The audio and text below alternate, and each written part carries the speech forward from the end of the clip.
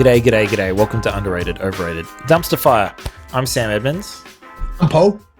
And this is a show where we normally take an album every week and we have a chat about whether we think it's underrated, whether we think it's overrated, or whether we think it's a genuine dumpster fire. Doing something a little different this week. We're trying to get you guys some different content, maybe keep things under an hour. And this week, I know, it's crazy. This week, I know.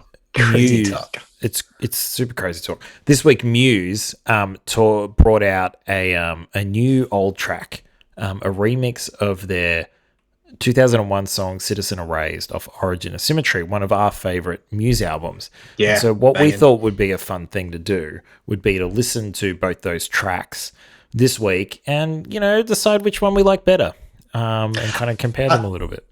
Yeah, I really enjoy the idea for this episode is, normally we listen to a full album with, a bunch of, 10, 12 tracks and we analyze it. We look at the culture. This, we've just listened to the same song twice.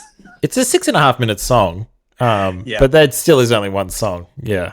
Not even the quickest punk albums are 6.5 minutes. So No. Yeah, that'd be impressive. Maybe we should try and do an album in under 6.5 minutes. Anyway. That'd be good. So, Paul, you listened to this. You had a funny story when you listened to this. Yeah. This week. Well, so it is 6.5 minutes, and my closest bottle shop set the scene here. Building suspense. My closest bottle shop is probably 7 minutes away. Oh wow! And that's so super convenient. You messaged me, and we're like, "Hey, we should do Citizen Erased." Muse are doing a 20th anniversary of Origin of Symmetry. I'm like, that sounds great. I can listen to that song twice. It's been a while.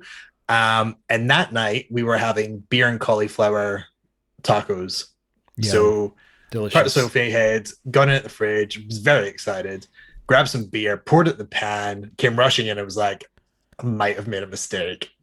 And you were over the other week and we bought these beers. Before Dan Andrews locked us down, or Dan Molino, or before it's I'm not breaking the fucking law. Old Killer No Filler vanilla pale ale. It tastes like ice cream. It tastes like vanilla ice cream, and it's not beer. It's not what I want on my tacos. No. And I took Sophie was all like, is it going to be fine? I was like, no. Also, this is a great excuse to go get some more beer. Yeah, well, you can have so I went up to the shops, bought some of these bad boys. Oh, they're great. And on the way, I listened to the original mix. Yep. The 2001 mix. And then on the way back, I listened to the new mix. So I thought it was great. There was a stop. I picked up a 6-pack in the middle, and then I gave the second one a listen. So, but the first time, and I'm not sure how you feel about this, the first time was just on my AirPods or whatever they're called. Yep. And I did. Yeah, we'll talk about what I thought in a minute. But I'm assuming that you listened on your nice speakers. Yeah, I listened on my Presonus ones, and then I listened in the car, and it was a very different experience. So the first time I listened on my speakers, they sounded about the same kind of loudness, which I guess they talked about that they wanted to remix this because they wanted a less crushed sound. They wanted instruments to be able to shine through a little bit more. And which obviously we talk about the loudness wars all the time. We do. And that's like, so when we're talking crushed, that's what we're talking about. Yeah. So that's our tenuous link for doing this today, is that we're always going on about the loudness wars. Thank you for reminding me of that, Paul. Yeah, no problem. So I listened on the speakers, and you could definitely hear more in the second one, but the car was really, really different. It sounded like 3-4 decibel louder. The new mix. Shit. And typically when they used to smash these things, they wanted them to sound loud in cars and that sort of thing. I would have expected the first mix to be kind of louder per se. Yeah.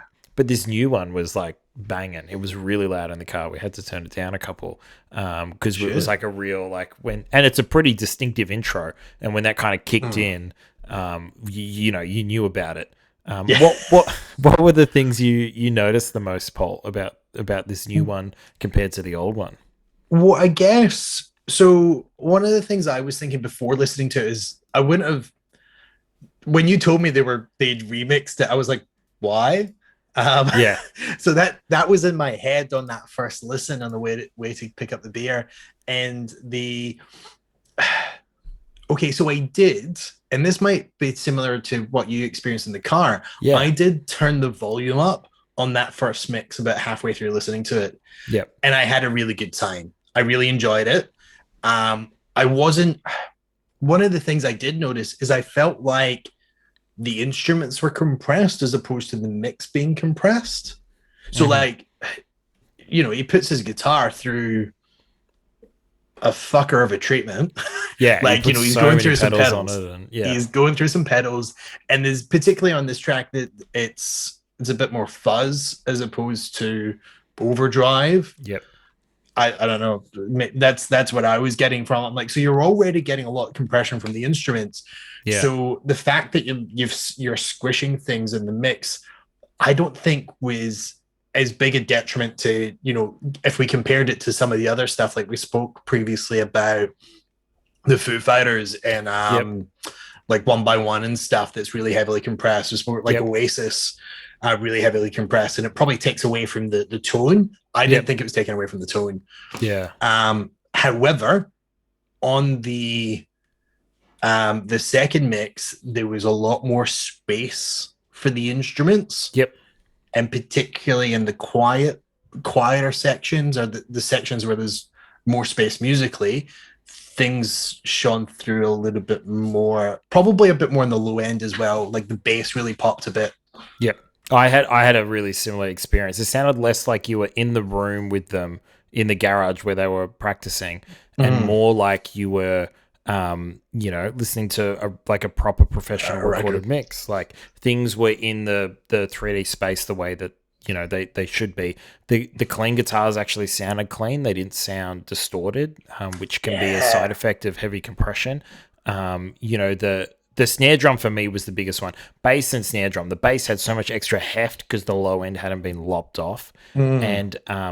and the snare. The snare had this kind of pop. This like I can't do it, Paul. That's that's right. Yeah, that's it.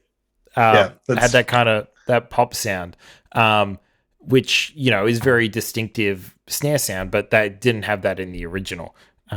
It definitely sounded cleaner, and it was probably technically a better mix. But I feel similar to you. Like I don't know if it needed to be done. Like the first one still sounds great. It has an energy to it. It's of its time. It's like an old Robert Johnson record, like with all this vinyl crackle and like very low fidelity. Things sound of a certain time, and between 1990 and 2004, things sound crushed to bits. And like there's a feeling you get from hearing things like that. Yeah. Sometimes it's a bad feeling, like on Californication, and sometimes it's good, like on Origin Symmetry. Yeah. Sometimes, so here's the thing. I'm not the audio engineer in this duo. You are. And I'm gonna call it early and say I probably enjoyed the first one. Yep. Like the original mix better. When I cranked the volume, particularly if I did want to crank it a little bit more and I had a better time, because it didn't matter about the nuances when it's it turned up to 11. No. But the other one, I was able to sit back and go, hey, this is a really well put together track. Yeah. On the new mix. But why I might have a bit of a bugbear with remixes and remasters, which are all the fucking rage. Why do we remix? Like as an audio engineer, where that mixing desk is sort of one of your instruments, because I think it's really valuable how things are mixed. Yeah. I don't think a remix is necessary. Why does it happen? Yeah. Well, sometimes, I guess let's use this music album as an example. It's their second album. They weren't at the point yet where they had a preferred mixer or somebody that they were sending everything to. Yeah. Quite often it'd be whoever the record label was sending it to. Whereas now they work with Chris Lord-Alge of Green Day fame, and they sought him out and sent him stuff and like essentially auditioned him with one track, and they liked it, so they kept going with other stuff.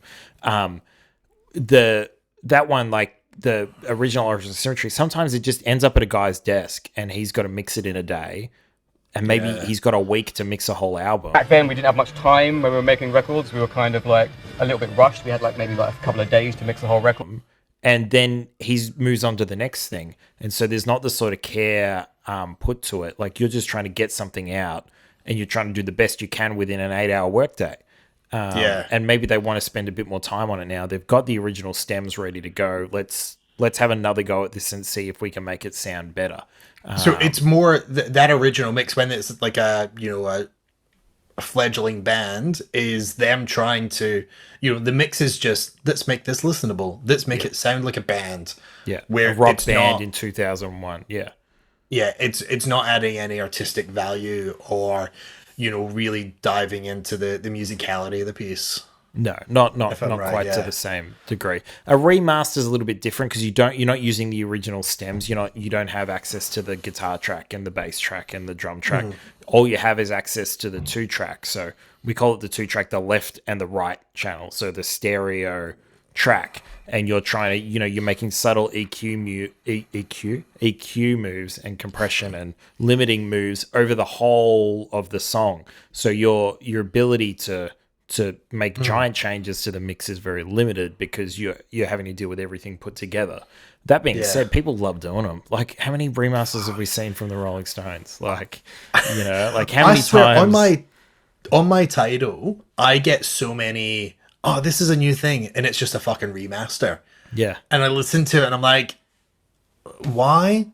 Yeah. I don't, like, you've not added anything to this that makes it worth a listen compared to the other version. Like, you can put them on side by side, and I don't care, and I don't, like, there's not enough there that it's worth it artistically or like I like my music a bit more raw, and I like the reason behind the music, and how it makes you feel, and what you want to do when you listen to the music.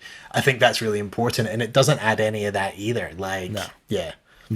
I really like the idea of more remixes. One of my favorite albums is a remix album. It's the Brendan O'Brien version of the debut Pearl Jam album 10, and he stripped away a lot of the reverb, a lot of the kind of glam rock accoutrements, is that the word? That kind of surrounded rock music at the turn of the decade that they were kind of hanging on to. And Andy Wallace, when he did Nevermind for Nirvana, got rid of a lot of that. And there's actually a mix of that Butch Vig did that kind of is a little bit more in that kind of Bon Jovi realm. So look those up online if you want, because the difference is stark. And I think the Brendan O'Brien mix of 10 by Pearl Jam is a great example of what you can achieve with a full remix. A full remaster is difficult. You can't change things too drastically. So I don't really see the point of bringing those out kind of constantly, except for like getting on different formats. So like, a streaming remaster is a little bit different to a vinyl remaster, for example. Yeah. Oh, this is coming out in vinyl, so we may as well just make sure it sounds correct on vinyl, because vinyl processes music differently. Like, that makes sense to me, but that's not a like, oh, this is the remastered version. Yeah, it's not like, it's just a way to sell extra gel cases of CDs and the super big Beatles box. I would say, to tie it in with the title of the show, Paul, I would say remasters are overrated. Yeah, but I think remixes are underrated, and I mean remixes in the stems way, not in the flume way, or like Timberland, or this is Timberland. Where you yell over a song. Like, I don't mean it like that. I mean it more like, we're keeping the arrangement the same. We're just mixing the guitars and bass and drums differently. Yeah. I think that is underrated. What do you think, Paul? Look, this is difficult. Remastered, tell you right now, they're fucking overrated. Very. It's just a money grab. That's all it is. It takes away from the charm of it all. Here's my... I'm going to lean towards saying that remixes are underrated. Overrated. Remixes are overrated. Okay. And here's my proposition for that is, if something is popular enough or influential enough that it justifies a remix, the original did a good enough job. You don't need to do it again. Like, there's people connected to that original version. Are they going to connect any more with a remixed version? No, they're fucking not. No. Like, you do that shit. Like, you're talking about the Nirvana, the Nevermind mixes, and there's two versions of those, but they did that before they released it. They mixed it and went, nah, it's not right. Do it again. Yeah. Got somebody else to do it, and they went, yeah, nah, that's better. And that's the one people fall in love with, Yeah. And then they fall in love with that just because you've remixed it. I'm not going to, like, I didn't form any more or less of a connection with Citizen Erased than the first time I listened to it. Yep. When I listened to the new version. So it didn't, I think it's better. Like, I do think, I reckon the 20th anniversary mix is better than the 2001 mix. But I don't care, and I don't think it's necessary. Yeah. That was harsh. No, I understand where you're coming from. Yeah. Sometimes change for change's sake isn't the thing. Once it's out, you just need to let it go. Yeah, sometimes, yeah. If it's been delivered and that's what people fell in love with, they're going to fall in love with the song. You know, there's plenty of terrible mixes of great songs that are number one hits, and there's plenty of really great mixes of terrible songs that aren't number one hits. Yeah. It's just it's a piece of the puzzle, and you know, it can put you over the top. And I think in the case of Nevermind, maybe it did. That Andy Wallace mix is phenomenal. But you know, like it's I would not, if I hadn't listened to it, I would disagree with you passionately. Yeah, but you did play me them, and it's better. Like, it is. The drums hit you harder when they came in, and I think that's such a crucial part.